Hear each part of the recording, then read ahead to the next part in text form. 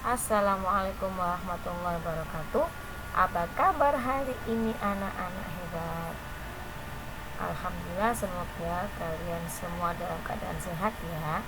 Hari ini kita akan masuk ke tema 2, yaitu udara bersih bagi kesehatan. Subtema 1, cara tubuh mengolah udara bersih, pembelajaran pertama. Silakan dicermati baik-baik ya video berikut.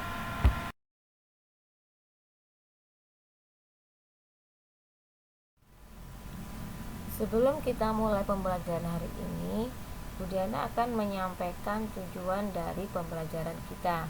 Yang pertama, melalui pengamatan video dan pembacaan teks, siswa mampu menyebutkan informasi terkait dengan pertanyaan apa, di mana, kapan, dan siapa dengan tepat.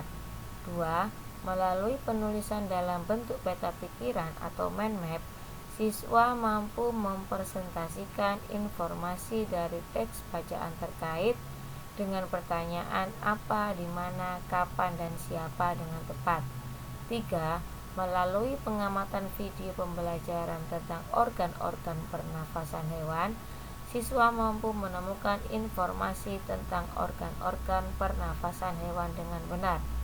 Yang keempat, melalui diskusi dan penggalian informasi dalam kelompok, siswa mampu membuat bagan cara kerja organ pernafasan hewan dengan tepat.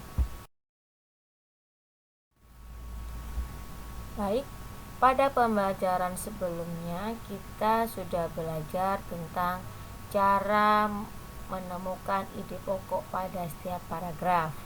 Nah, pada kesempatan kali ini kita akan belajar untuk mengetahui cara mencari informasi penting dari teks. Bagaimana cara mencari informasi penting dari teks itu? Informasi penting dari teks diperoleh dari jawaban-jawaban pertanyaan yang menggunakan kata tanya, apa, di mana, kapan, siapa, dan bagaimana. Informasi tersebut dapat juga dicari dengan mengelompokkan pertanyaan dalam bentuk mind map. Perhatikan teks berikut. Dayu dan ikan hias judulnya. Dayu memelihara banyak ikan hias berjenis ikan mas koki. Ikan-ikan hias itu dipelihara dalam sebuah akuarium. Setiap hari Dayu memberi makan ikan-ikannya. Dayu juga rutin membersihkan akuarium, lalu mengganti airnya dengan air bersih. Kegiatan itu ia lakukan seminggu sekali. Dayu senang melihat ikan-ikan di dalam akuarium berenang ke sana kemari. Dayu memperhatikan saat mulut ikan-ikan itu terbuka dan menutup, seolah-olah ikan-ikan itu selalu menelan air. Dayu bertanya-tanya apa yang dilakukan ikan-ikan itu.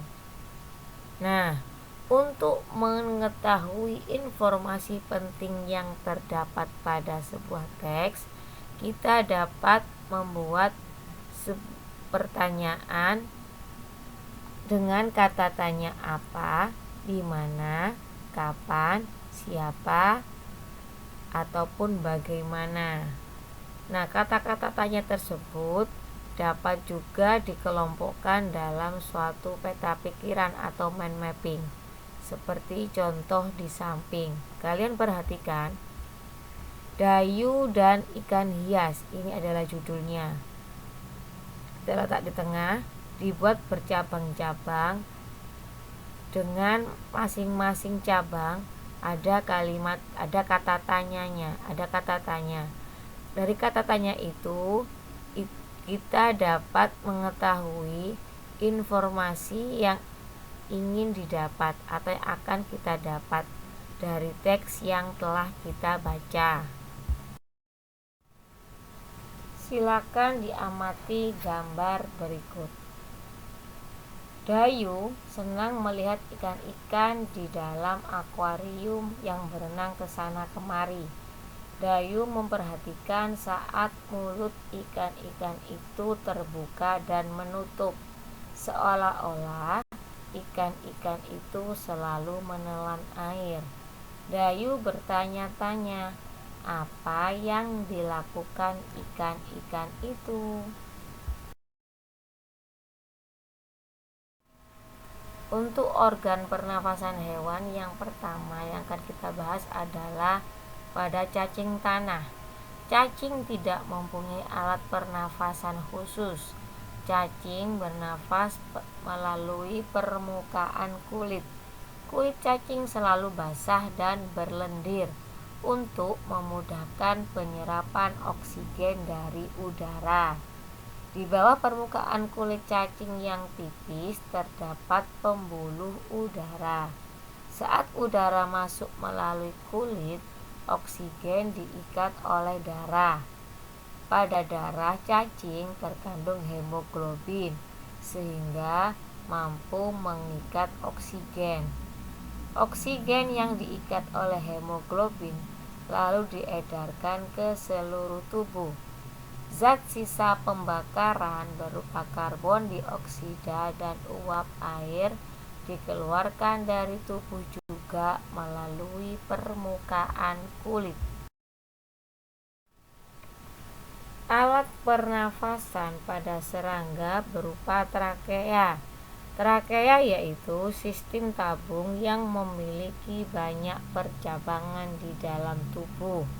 Percabangan trakea ini disebut trakeola.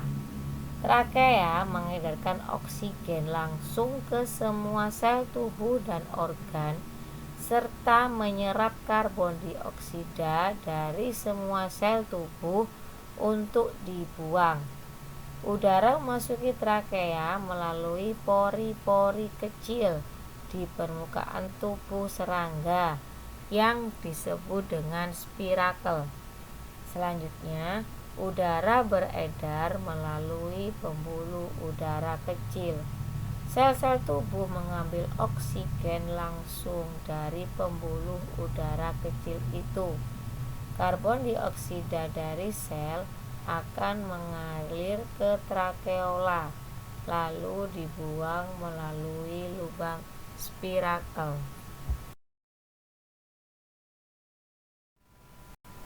Ikan bernafas dengan organ khusus mirip saringan yang disebut insang.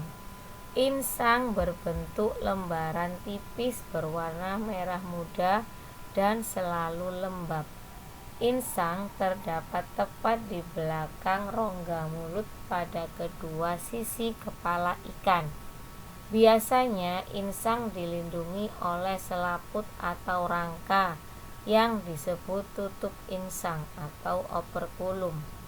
Di balik tutup insang ini terdapat 4 deret insang yang saling tumpang tindih. Pada insang terdapat pembuluh darah halus. Pembuluh darah itu dapat menyerap oksigen yang terkandung dalam air dan melepaskan karbon dioksida dari darah. Insang juga berfungsi sebagai alat pengeluaran garam-garam dan sebagai penyaring makanan. Untuk memperoleh cukup oksigen, mulut ikan dan insang bekerja bersama-sama seperti pompa isap air. Pertama-tama, tutup insang menutup. Secara bersamaan, mulut terbuka dan dinding mulut mengembang. Saat itulah air terisap masuk. Cara kedua, rongga mulut menyempit dan mulut menutup. Secara bersamaan, tutup insang terbuka. Akibatnya, air keluar dari mulut dan melewati insang. Saat itulah oksigen dari dalam air terserap dan karbon dioksida dikeluarkan. Ikan bernafas dengan organ khusus mirip saringan yang disebut insang. Insang berbentuk lembaran tipis berwarna merah muda dan selalu lembab. Insang terdapat tepat di belakang rongga mulut pada kedua sisi kepala ikan. Biasanya insang dilindungi oleh selaput atau rangka yang disebut tutup insang atau operkulum. Di balik tutup insang ini terdapat 4 deret insang yang saling tumpang tindih. Pada insang terdapat pembuluh darah halus. Pembuluh darah itu dapat menyerap oksigen yang terkandung dalam air dan melepaskan karbon dioksida dari darah. Insang juga berfungsi sebagai alat pengeluaran garam-garam dan sebagai penyaring makanan. Untuk memperoleh cukup oksigen, mulut ikan dan insang bekerja bersama-sama seperti pompa isap air. Pertama-tama, tutup insang menutup. Secara bersamaan, mulut terbuka dan dinding mulut mengembang. Saat itulah air terisap masuk. Kedua, rongga mulut menyempit dan mulut menutup. Secara bersamaan, tutup insang terbuka. Akibatnya, air keluar dari mulut dan melewati insang. Saat itulah oksigen dari dalam air terserap dan karbon dioksida dikeluarkan. Ikan bernafas dengan organ khusus mirip saringan yang disebut insang. Insang berbentuk lembaran tipis berwarna merah muda dan selalu lembab. Insang terdapat tepat di belakang rongga mulut pada kedua sisi kepala ikan. Biasanya insang dilindungi oleh selaput atau rangka yang disebut tutup insang atau disebut operkulum. Di balik tutup insang ini terdapat 4 deret insang yang saling tumpang tindih. Pada insang terdapat pembuluh darah halus. Pembuluh darah itu dapat menyerap oksigen yang terkandung dalam air dan melepaskan karbon dioksida dari darah. Insang juga berfungsi sebagai alat pengeluaran garam-garam dan sebagai penyaring makanan. Untuk memperoleh cukup oksigen, mulut ikan dan insang bekerja bersama-sama, seperti pompa isap air. Amfibi yaitu hewan yang hidup di darat dan di air. Katak termasuk hewan amfibi karena dapat hidup di darat dan di air. Saat masih berupa kecebong, katak hidup di dalam air dan bernafas menggunakan insang. Insang kecebong terletak di luar tubuhnya dan terdiri atas lembaran-lembaran kulit halus yang mengandung kapiler darah. Setelah berumur 9 hari, kecebong bernafas menggunakan insang dalam. Insang dalam akan menyusut seiring mulai berfungsinya paru-paru, dan katak muda pun tumbuh menjadi katak dewasa. Katak dewasa bernafas menggunakan paru-paru dan permukaan kulit. Hewan yang termasuk jenis reptil diantaranya ialah ular, kadal, cicak, buaya, dan biawak. Reptil bernafas menggunakan paru-paru yang terletak di dalam rongga dada dan dilindungi oleh tulang rusuk. Udara masuk melalui hidung, lalu ke botang tenggorokan, kemudian ke paru-paru.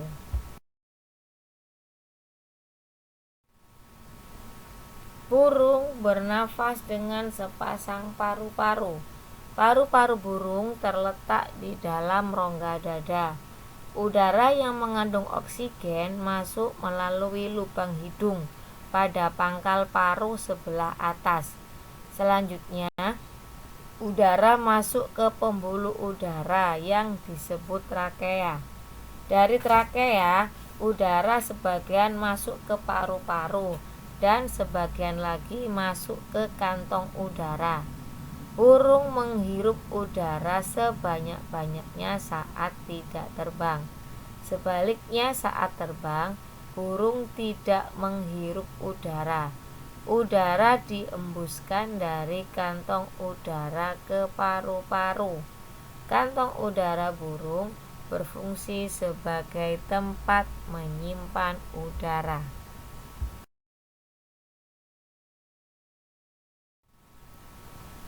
Mamalia adalah jenis hewan yang menyusui anaknya. Ada 2 jenis mamalia, yaitu mamalia darat dan mamalia air. Contoh mamalia darat: kambing, sapi, kerbau, dan kuda. Sedangkan contoh hewan yang termasuk mamalia air, misalnya paus, duyung, dan lumba-lumba. Alat pernafasan mamalia darat terdiri atas hidung, pangkal tenggorok, batang tenggorok, dan paru-paru. Pada mamalia air, alat pernafasannya berupa hidung yang dilengkapi dengan katup. Saat mamalia tersebut menyelam, katup akan menutup. Sebaliknya, saat mamalia tersebut muncul ke permukaan air, katup terbuka dan mereka dapat bernafas.